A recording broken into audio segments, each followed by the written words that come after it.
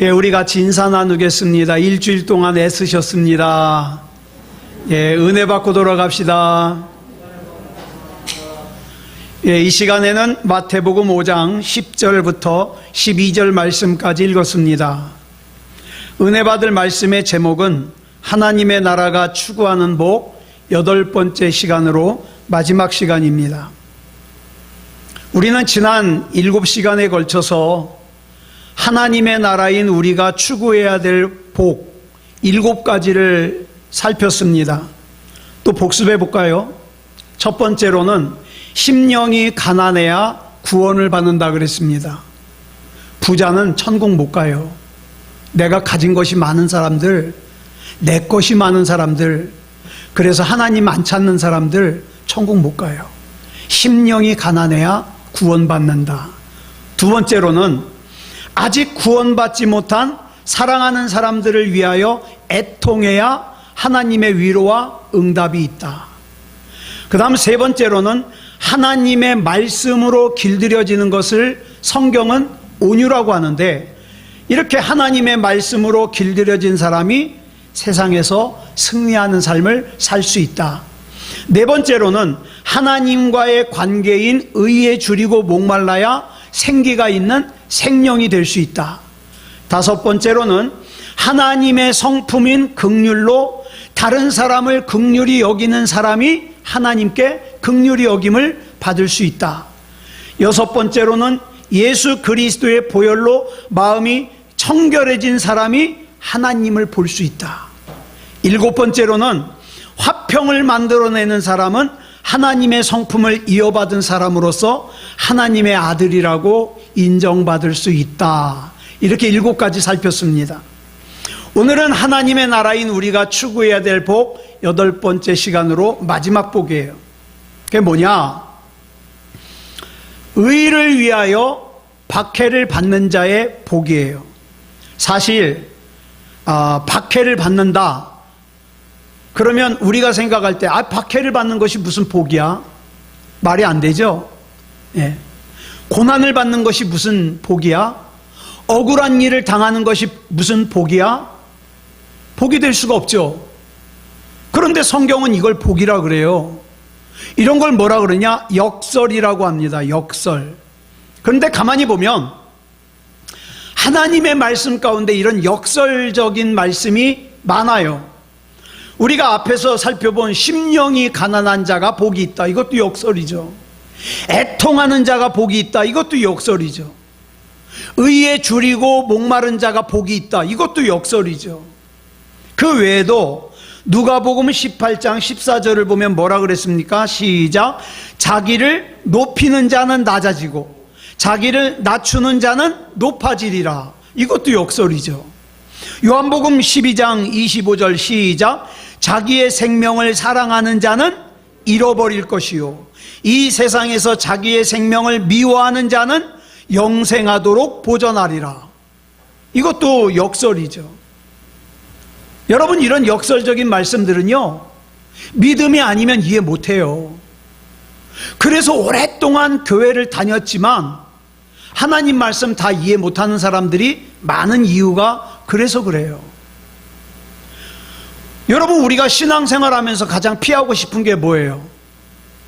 여러분은 모르겠지만 저는 고난당하는 거 피하고 싶어요. 예? 저는 박해당하는 거 피하고 싶어요. 저 주일학교 다닐 때 가르쳐 주시는 전도사님이 지금 저희 총회 총무 목사님인데 이분은 꼭 말씀을 하실 때마다 이런 얘기를 하네요. 공산당이 내려와 가지고 너 예수 믿을래 안 믿을래? 그러면 너 끝까지 믿을래? 전도사님 생각 좀 해보고요. 저는 항상 생각 좀 해본다 그랬어요.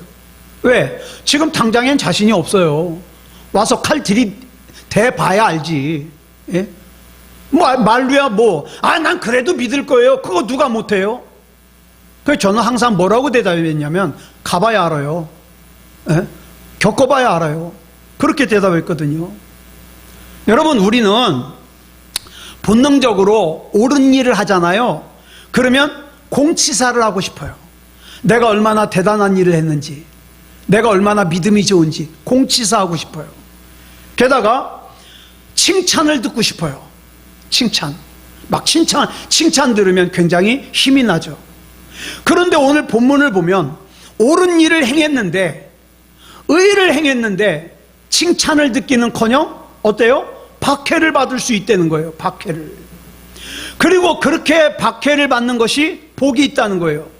더군다나 본문에서 말하는 이 박해라는 것은 단순히 우리가 생각하는 것처럼 듣기 싫은 말 조금 듣는다든가, 손해를 조금 본다든가, 자존심 약간 상한다는 거, 이런 정도가 아니에요. 이 박해의 원뜻이 뭐냐? 사냥꾼에게 쫓기는 들짐승이 당하는 고통이에요. 네. 전쟁터에서 적군에게 쫓기는 고통이에요. 얼마나 무섭습니까? 이 고통은 내 의지로 잠깐 겪을 수 있는 고통 이상의 고통이에요. 예? 생명이 왔다 갔다 하는 고통이에요. 그렇다면 왜 예수님께서는 팔복을 말씀하시면서 이런 극단적인 표현을 하셨을까요? 그것은 우리가 사는 이 세상이요, 살기가 편한 세상이 절대 아니에요. 예? 우리 영적인 생명을 좌우하는 영적인 전쟁터예요. 방심했다가는 구원을 잃어버려요. 방심했다가는 천국 못 가요.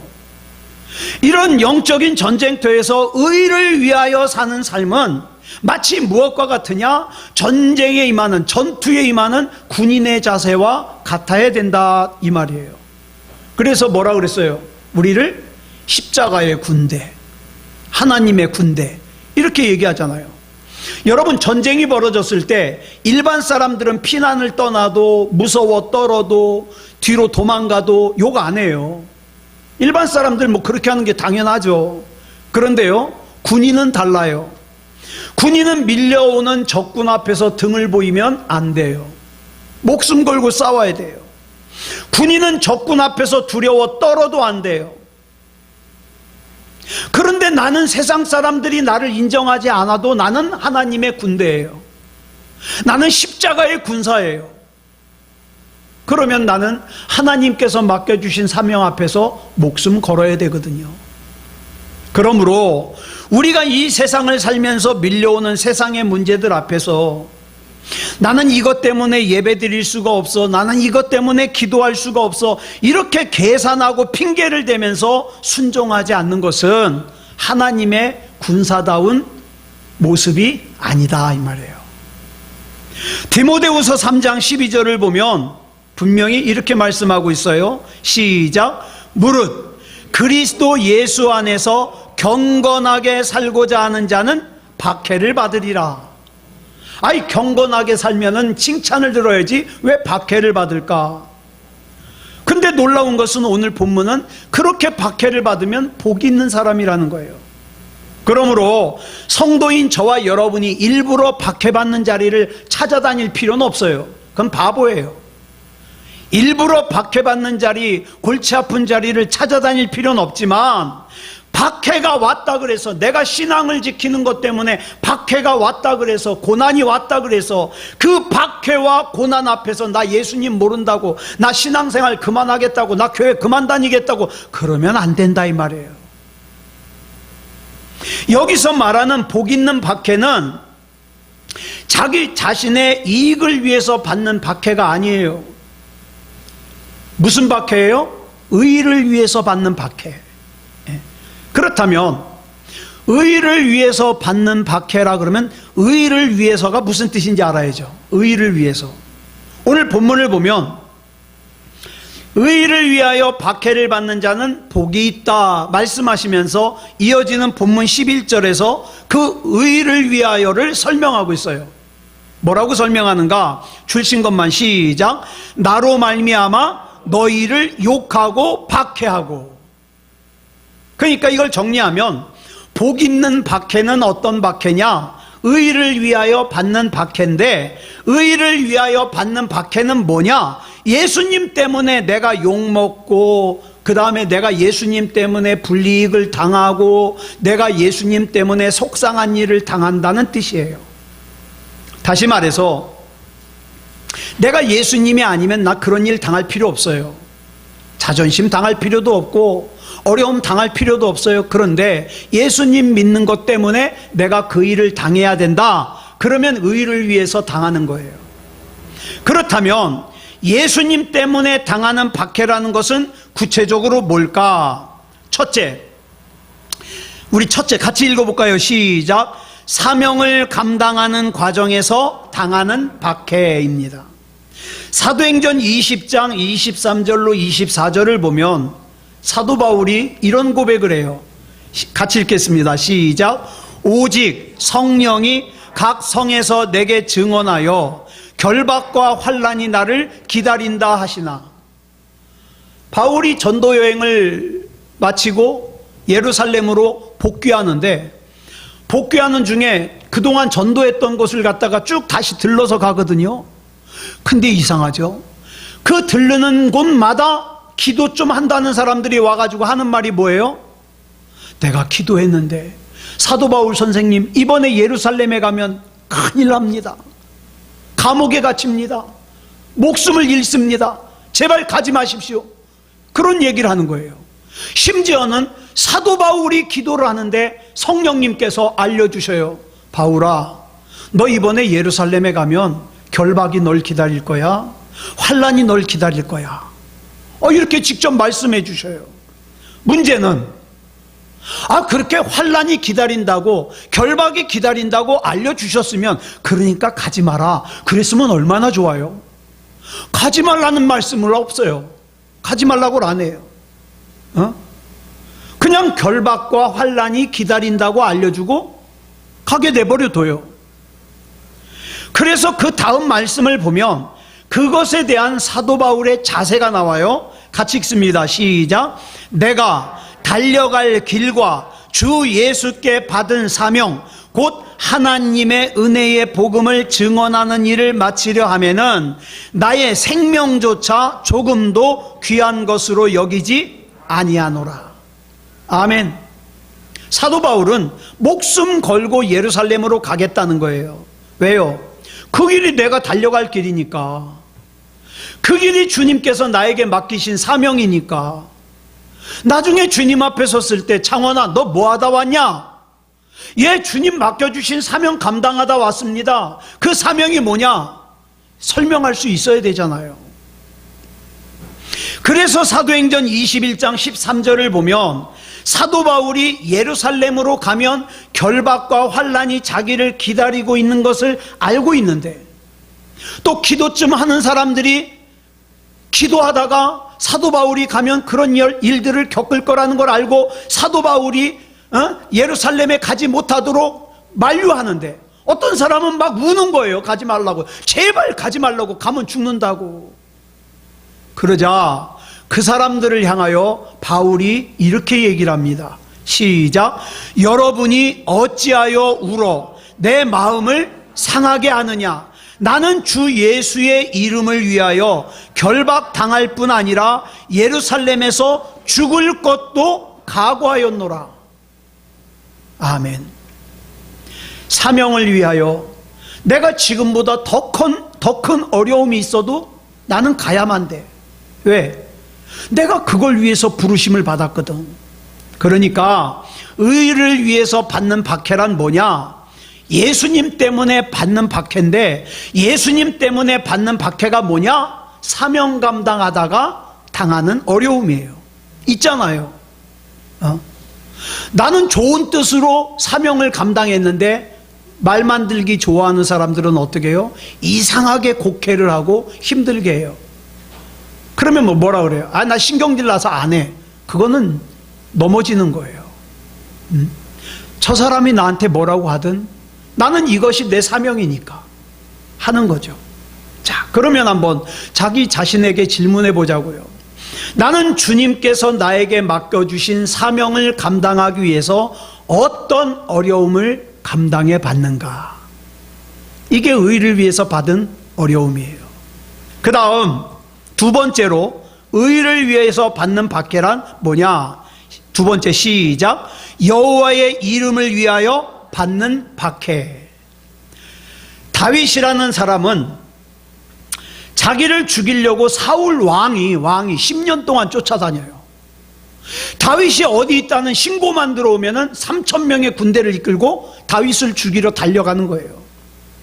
때로는 앞에서 수금을 타고 있는 다윗을 죽이려고 창을 던집니다. 그러니까 그 나라의 왕이 자기를 죽이려고 그러니까 얼마나 힘들었겠어요. 그러던 중에 마침내 다윗이 사울 왕의 박해로부터 벗어날 수 있는 기회가 왔어요. 그게 뭐냐? 사무엘상 24장을 보니까 사울이 다윗을 죽이려고 쫓아가던 중, 추격하던 중 갑자기 사울 왕이 똥이 마려워요. 그래가지고 어디 똥 쌀 만한 데 없나 봤더니 동굴이 하나 보이는 거예요. 동굴이. 그래가지고 동굴에 들어가가지고 입구 쪽을 바라보고 이제 바지를 풀고 힘을 주는데 하필이면 그 안쪽에 누가 숨어 있어요? 다윗과 그 일당이 숨어 있었어요. 여러분 동굴 가보면 알지만 동굴 안쪽에서 앞에 있는 사람은 잘 보여요. 그죠? 빛 때문에. 근데 앞쪽에서 뒤는 전혀 안 보여요. 그러니까 안쪽에 숨어 있는 다윗은 사울이 잘 보여요. 볼기짝까지 다 보여요. 근데 사울은 안 보여요. 네. 자, 사울 왕이 무방비 상태로 다윗을 향하여 등을 돌려대고 똥을 싸고 있어요. 이건 진짜 죽이기 좋은 기회잖아요. 옆에 있는 부하들이 얘기를 합니다. 다윗이요, 하나님이 우리에게 기회를 주셨습니다. 저 사울을 죽이기만 하면 우린 다시는 도망 안 다녀도 됩니다. 그런데 다윗이 가더니 똥 싸고 있는 사울 왕의 옷깃을 갖다가 너풀거리는 옷깃을 살짝 칼로 잘라가지고 다시 돌아왔어요. 보세요. 자기를 죽이려고 쫓아다니는 왕이에요. 죽여도 현찮잖아요. 이 사울을 죽이기만 하면 얼마나 편한데. 옆에 있는 사람들도 말하기를 하나님께서 우리에게 원수를 갚으라고 기회를 주셨으니까 다윗이요, 가서 당신 하고 싶은 대로 하십시오. 죽이라 이 말이죠. 그런데 다윗이 거절해요. 이유가 뭔지 아세요? 저 사울이 왕이 될 수 있도록 저 사람에게 기름 부으신 분이 누구예요? 하나님이에요. 하나님이 기름 부은 사람을 내가 죽이면 그 기름 부은 하나님의 이름을 만홀히 여기는 게 되는 거거든요. 영광을 가리는 게 되거든요. 그래서 안 된다는 거예요. 그러므로 다윗은 하나님의 이름을 위해서라면, 그래, 내가 하나님의 이름의 영광을 위해서라면 내가 좀 더 도망 다니지 뭐, 내가 좀 더 위험에 처하지 뭐, 내가 좀 더 박해를 당하지 뭐. 그래도 내가 좀 더 어려움을 당한다 할지라도 나 인간적인 방법으로 이 문제 해결 안 할 거야. 나에게는 하나님의 뜻이 더 중요해. 이게 다윗이에요. 자, 그러면 한번 또 물어보자고요. 저와 여러분은 하나님의 이름을 영광스럽게 하기 위해서 어떤 어려움을 경험해 보셨습니까? 이게 의를 위해서 받는 박해예요. 그 다음 세 번째, 의를 위해서 박해를 받는다는 것은 뭐냐? 세 번째 같이 읽습니다. 시작. 믿음을 지키기 위하여 받는 박해. 여러분, 히브리서 11장을 우리 뭐라고 불러요? 믿음장이라고 불러요. 이 히브리서 11장 33절부터 40절까지 보면 믿음의 선배들이 당했던 극심한 박해가 쭉 기록되고 있어요. 잔인하게 순교를 당했어요. 그리고 그 박해 앞에서 믿음의 선배들이 어떻게 신앙을 지켰는지가 쭉 나와요. 그 가운데서도 이들은 믿음을 지켜서 자기의 믿음이 믿음다운 믿음이 될 수 있도록 지켜왔어요. 그래서 히브리서 11장 38절을 보면 결론을 어떻게 내는가? 이렇게 내고 있어요. 시작. 이런 사람은 세상이 감당하지 못하느니라. 여러분은 세상이 감당하지 못하는 믿음이 되고 싶습니까? 마귀가 만만하게 보는 사람이 되고 싶습니까? 요셉은요, 믿음을 지키기 위해서라면 우리는 그냥 보디발의 척 그러니까 그냥 상상하기를 아유 살도 좀 쪘을 거고 나이도 많을 거고 이렇게 생각하죠? 아니요. 이 당시 이 보디발의 처는요, 보디발과 나이 차이도 많이 날 뿐 아니라 보디발의 처가 될 정도면 피부도 좋고 예뻐야 돼요. 그러니까 여러분, 보디발의 와이프 그러면 이렇게 생각하면 틀리지 않아요? 굉장한 미인이에요. 그런데 그 굉장한 미인이 요셉 보고 같이 자자는 거예요. 예.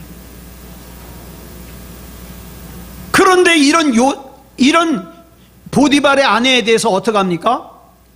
요셉이 안 된다고 뿌리치다가 막 옷을 잡고 안 놔주니까 자기 겉옷을 벗어놓고 그냥 도망쳐 나왔어요. 세상 사람들이 볼 때는 바보 아니에요?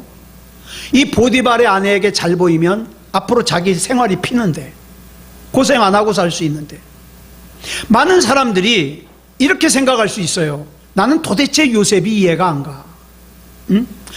이 세상을 즐기면서도 편안하게 얼마든지 살 수 있는 걸 도대체 믿음이 뭐라고, 도대체 복음이 뭐라고 그렇게까지 고지식하게 살아야 돼?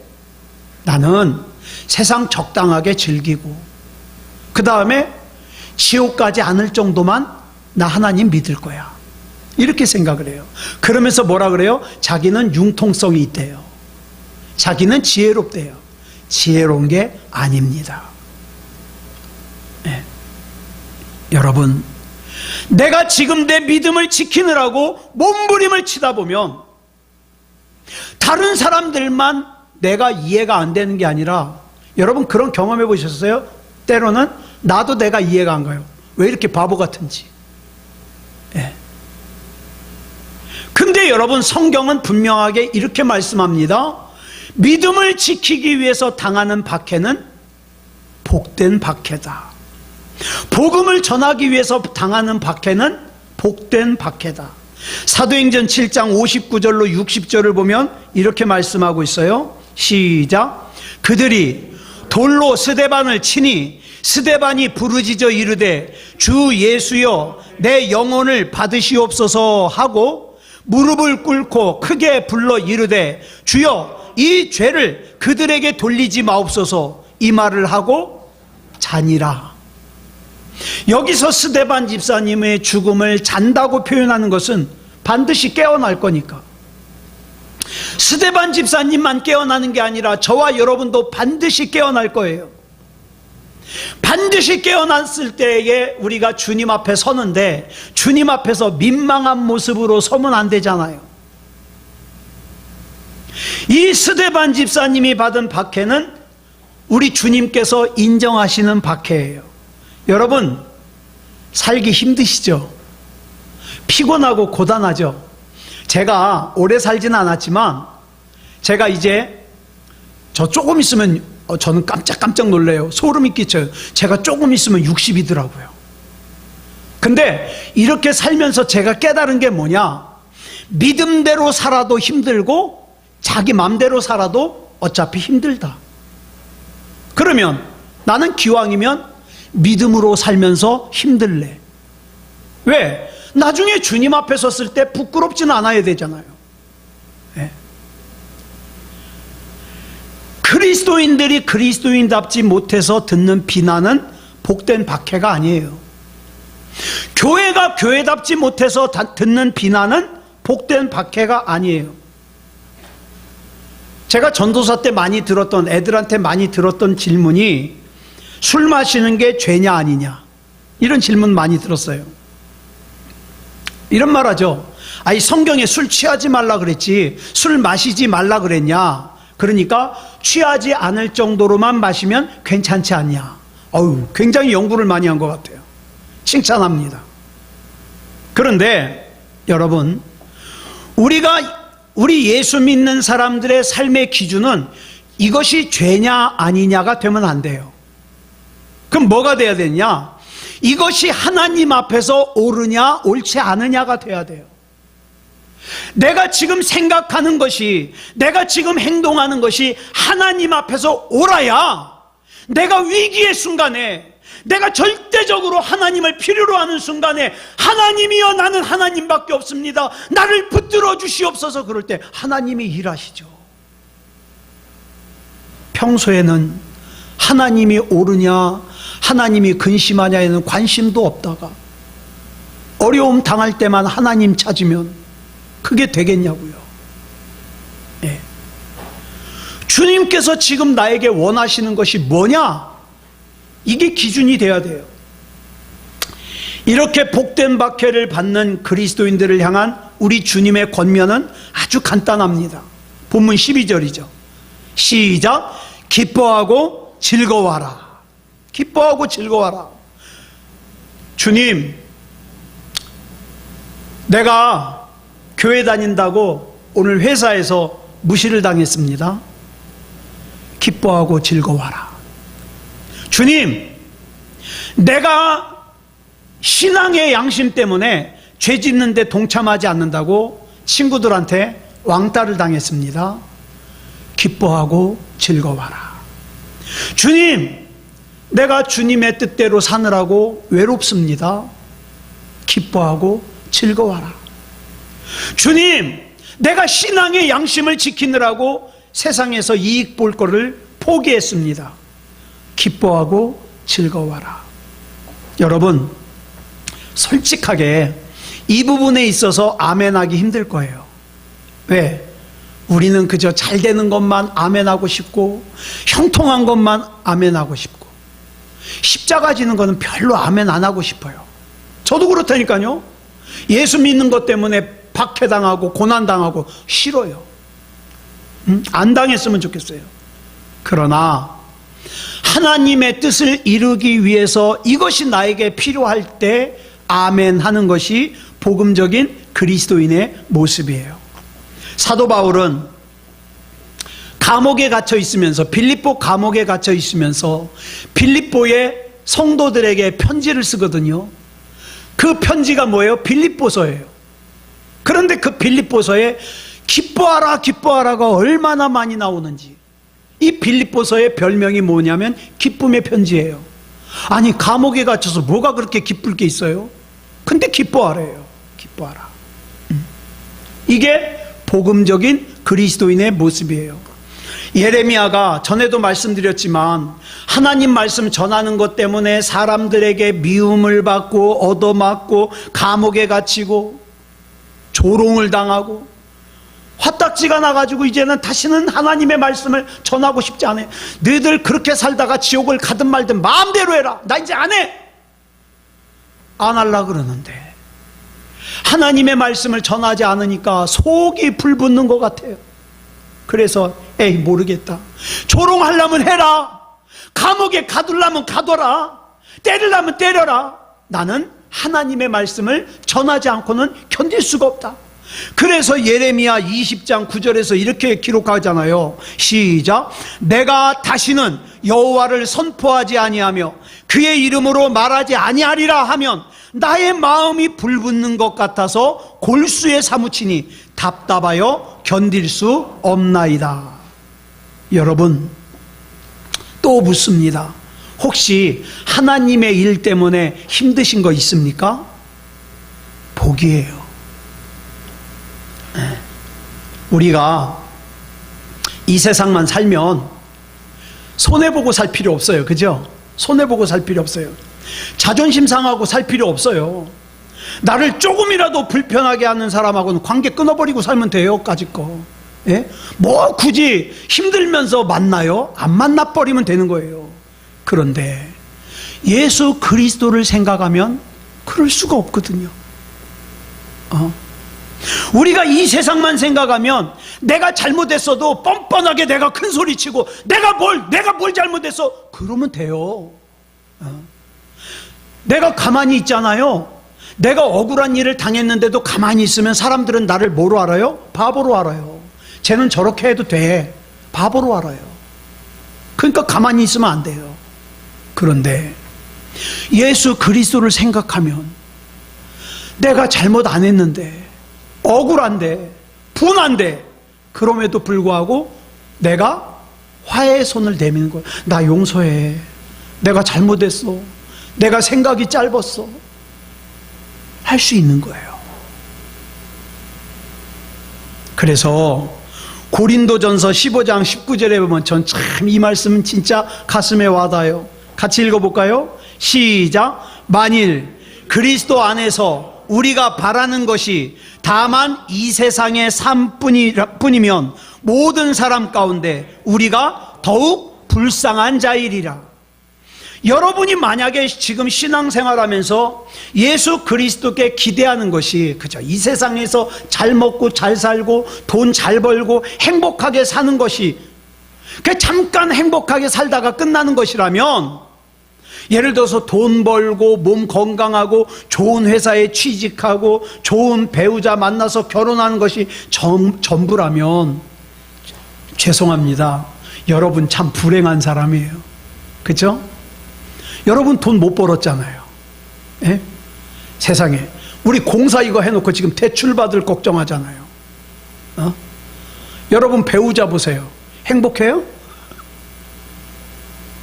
그런데 저와 여러분의 신앙생활에 가치가 있는 이유는 이 세상의 삶뿐만이 아니기 때문이에요.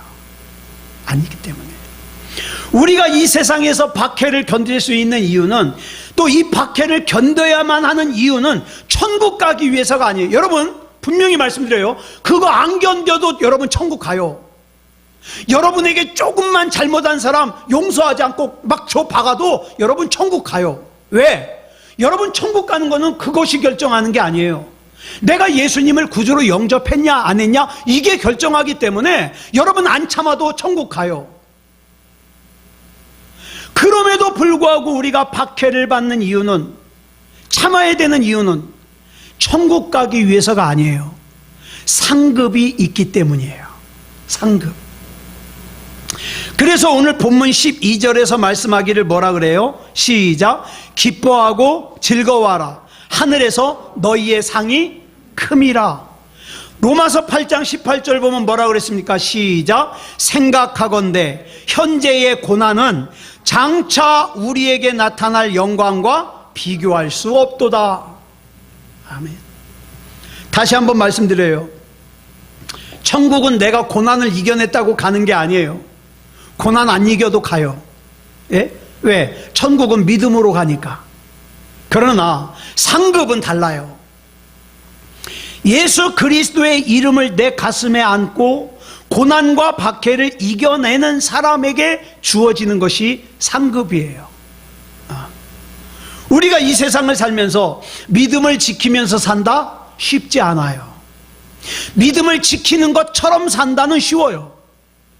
근데 믿음을 지키면서 산다? 쉽지 않아요. 또 경건하게 산다? 쉽지 않아요. 왜요? 그 이유를 디모데후서 3장 12절에서 설명하고 있어요. 시작. 무릇 그리스도 예수 안에서 경건하게 살고자 하는 자는 박해를 받으리라. 그렇기 때문이에요. 또 본문 10절 볼까요? 시작. 의를 위하여 박해를 받은 자는 복이 있나니. 여러분 여기 중요한 게 있어요. 우리가 지금까지 살펴본 8복 중에 7가지는 다 현재형이에요. 현재형. 그런데 유독 의를 위하여 박해를 받은 자예요. 이건 과거형이에요. 과거 완료. 예? 지금 현재 박해를 받는 사람이 아니라 이미 받은 사람, 이미 그 박해를 이긴 사람을 얘기해요. 이게 착각하면 안 돼요. 오해하면 안 돼요.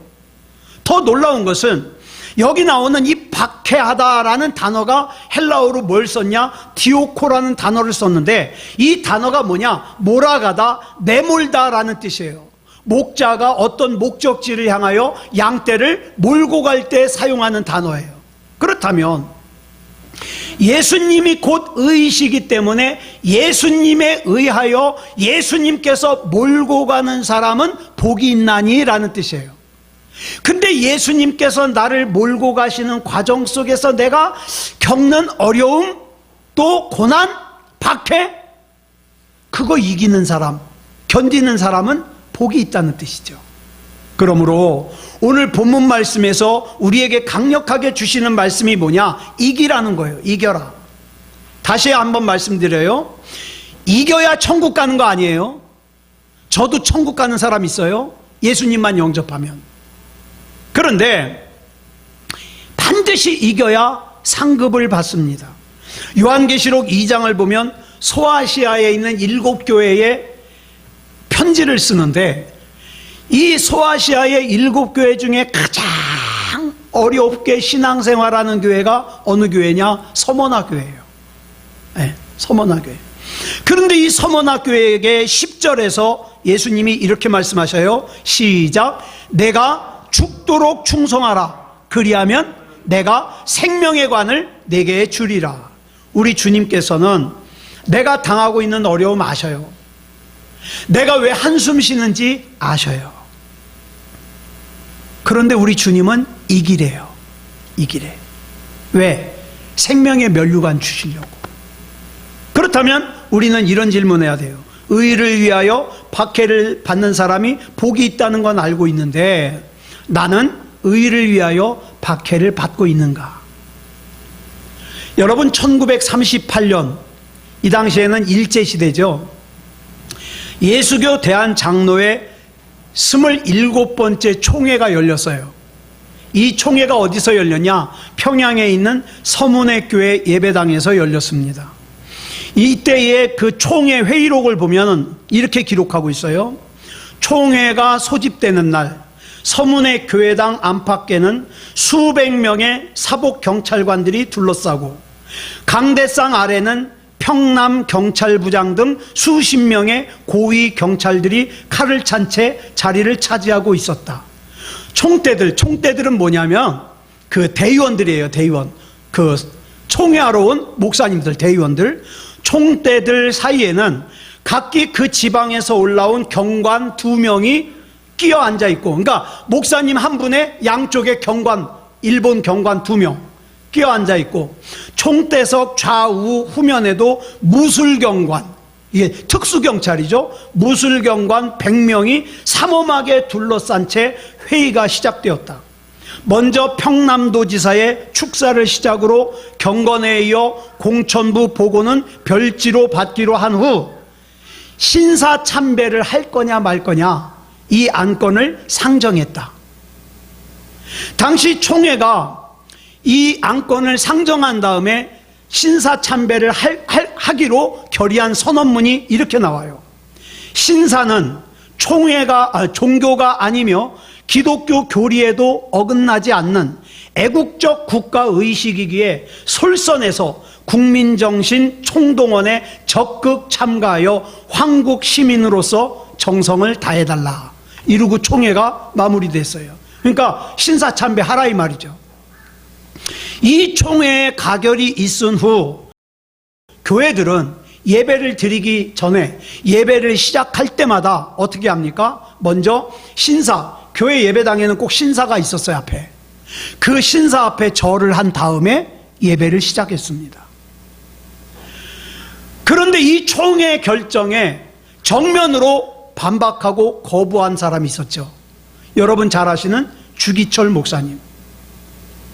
이 주기철 목사님이 이 안건에 거부하다가 평양노회에서 이 주기철 목사님의 목사직을 뺏어버렸어요. 목사 아니다 너. 면직해버렸어요. 죄명이 뭐냐? 이렇게 기록되어 있어요. 총회의 결의를 따르지 않은 죄, 국민된 의무를 위반한 죄. 그러면 해방되면 빨리 면직을 회복시켜야 되잖아요. 깜짝 놀랐어요. 주기철 목사님의 그 면직이 취소가 언제 됐냐면 78년이 지난 2016년도에 비로소 취소가 됐어요. 그동안 계속 목사가 아니었던 거죠. 자, 그러면 우리는 어떤가? 우리는 코로나가 한창일 때 교회에서 모여서 예배를 드리면 마치 범죄를 저지르는 것 같은 마음이 있었잖아요. 그러면서 자의반 타의반으로 비대면 예배를 드려야 된다. 우리 교회에서도 코로나가 끝나면 나오겠다는 성도들도 있었어요. 그래서 마치 사회에 기여하는 것처럼 비대면 예배를 드렸습니다. 그런데 이제는 대면 예배를 드려도 되는데 집에서 핸드폰으로 예배 드리는 게 너무 편한 거예요. 불편하지 않은 거예요. 그래서 지금도 비대면 예배를 드리는 사람들이 많다는 거예요. 그래도 이거 양호해요. 심지어는 아예 예배를 안 드리는 사람들이 많아졌다는 겁니다. 네? 어떤 목사님이 우리의 신앙의 모습, 지금 현재 모습이 이렇게 얘기를 해요. 마치 냄비 속에 들어있는 개구리 같다. 하나씩 세상과 타협하다 보니까 어느 순간에 자기는 불신자가 되어 있는데 불신자가 되어 있다는 걸 몰라요. 누가 당신의 종교가 뭡니까? 물어보면 기독교래요. 자기는 예수님 믿지도 않으면서, 예배 드리지도 않으면서. 대놓고 예배를 드리지 말라는 물리적 박해보다 더 무서운 박해가 뭐냐? 박해인지를 모르고 받는 박해예요. 예? 우리의 신앙을 무너뜨리는 거예요. 우리의 영적인 상태가 위기라 그래도 눈을 감아버려요. 귀를 막아버려요. 어떤 사람은 이렇게까지 얘기를 합니다. 꼭 그렇게까지 극성스럽게 신앙생활을 할 필요가 있습니까? 있습니다. 왜요? 분명히 말씀드리는데 우리가 이렇게 정상적인 신앙생활을 할 수 있는 시간이 생각보다 우리에게 많지를 않아요. 많지 않아요. 그렇기 때문에 우리는 극성스럽게 신앙생활을 해야 돼요. 아무쪼록 앞으로 더욱더 극성스럽게 믿음 생활을 하는 저와 여러분이기를 그리스도 예수님의 이름으로 축복합니다. 기도하겠습니다. 사랑의 아버지 하나님 감사합니다. 오늘 하나님의 나라인 우리가 추구해야 될 복 8가지 다 살폈습니다. 우리 하나님께서 붙잡아 주셔서 우리는 하나님의 나라이고 또 예수님의 지체이고 예수님이 우리의 머리가 되시는데 하나님의 나라로 합당하게 살게 해 주시옵소서. 내가 하나님을 예배하는 과정에 있어서 조금만 불편하고 조금만 부담스러우면 피해버리는 그런 삶 살지 말게 하시고 의를 위하여 당당하게 박해를 감당할 수 있는 그런 우리가 되게 해 주시옵소서. 하나님이 인정하시는 믿음이게 하시고 구원받을 만한 믿음이게 하시고 우리 하나님 은혜 가운데 우리가 예배할 수 있을 때 하나님 앞에 믿음다운 믿음으로 우리가 움직일 수 있을 때 우리가 더욱더 열심히 예배하고 기도하고 하나님 앞에 설 수 있도록 인도해 주시옵소서. 우리 주님께서 붙잡아 주시고 인도해 주실 줄 믿사오며 그리스도 예수님의 이름으로 감사하며 기도드려 싸움나이다. 아멘.